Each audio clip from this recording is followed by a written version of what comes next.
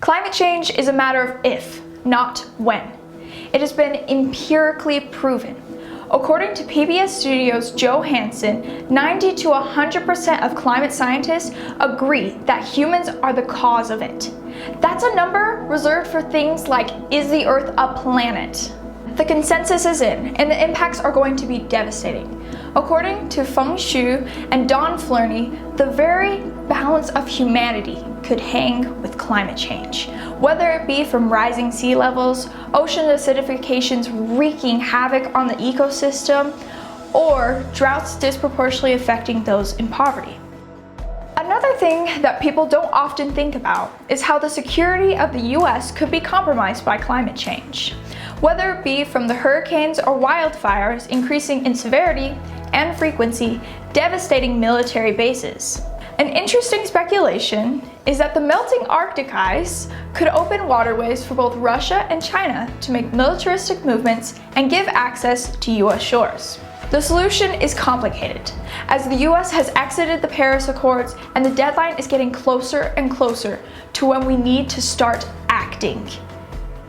According to the CIA, the US accounts for 20% of all fossil fuels created in the world.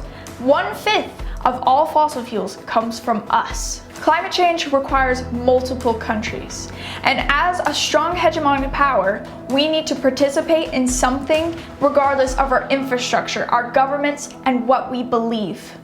The use of US infrastructure could be a huge investment for other countries with less developed economies or governments so that their policies can be just as effective.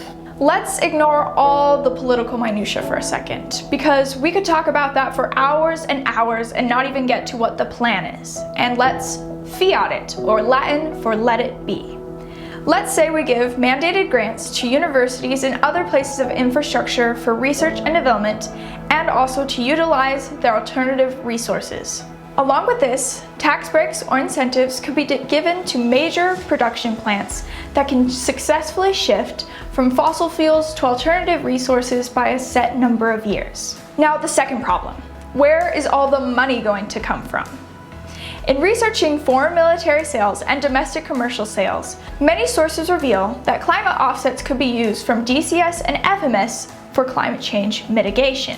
According to Aaron Mehta, the US brought in $192.3 billion last year, just from arms sales, as we account for almost 36% of all exports to the world. Samuel H. Eklund postulates that $31.5 billion of that could be used for climate change mitigation, almost $5 billion annually.